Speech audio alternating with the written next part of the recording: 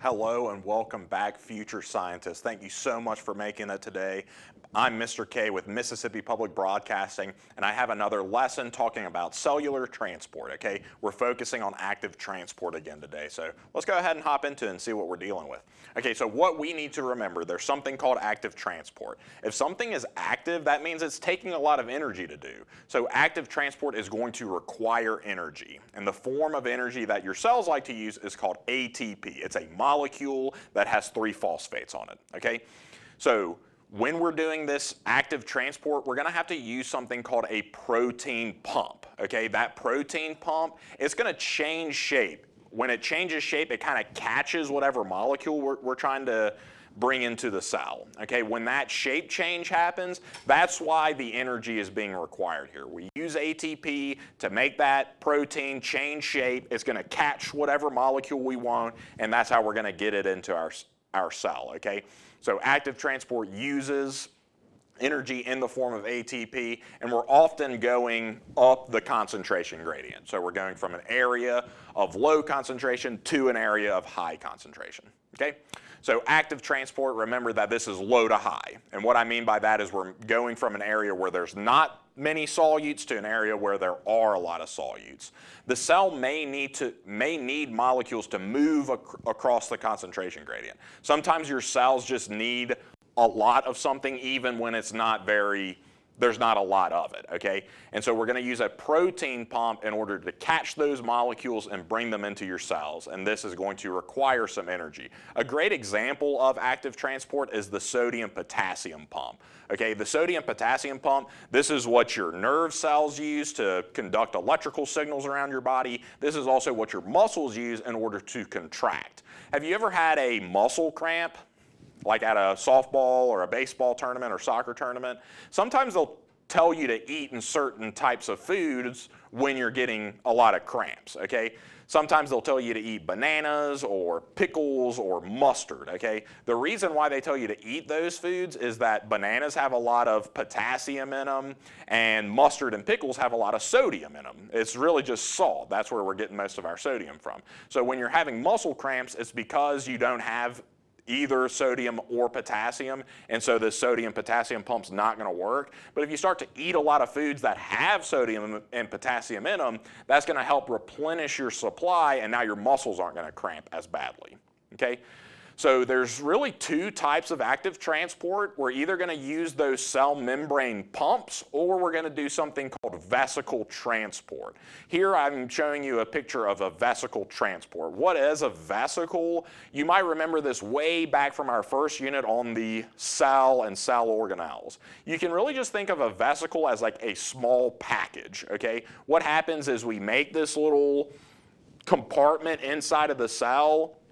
Inside of that compartment is whatever we're trying to ship. So it's just like when you send something in the mail, you usually put it in a box first, right, before you put it in the mail. That box would be like a vesicle. It's the package that we use to transport things around the cell and also out of the cell, okay?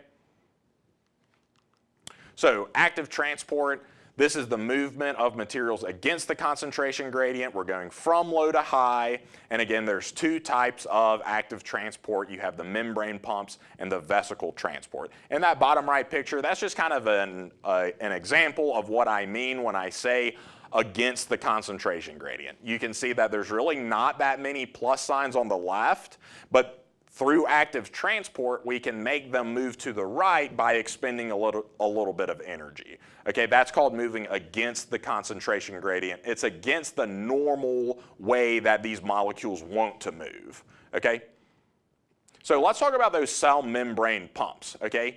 These involve carrier proteins called cell membrane pumps to move materials against the concentration. So again, these are going to be proteins inside of the cell membrane. Remember a couple of units ago I talked about that fluid mosaic model. This is part of that. So the cell membrane has a lot of different stuff inside of it. It's mostly those phospholipids, but inside of the cell membrane, between those phospholipids are going to be small proteins. Those proteins are going to kind of act like a gate, and we can open and close them to let things enter and exit through them, okay?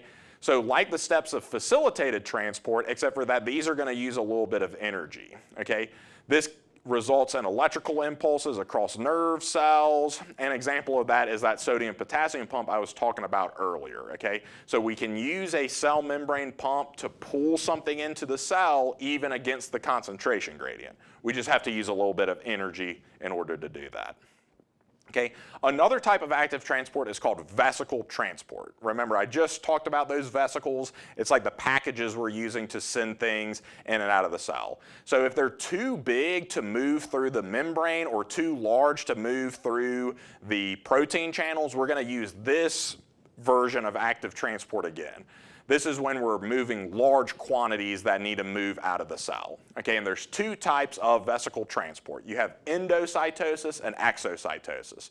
I talked about these last time. Remember that endocytosis is when we're bringing something into the cell, and exocytosis is when we're moving something out of the cell. Exo kind of sounds like the word exit, so that's when we're pushing something out of the cell. Okay? Let's talk about that active transport in a little bit more detail.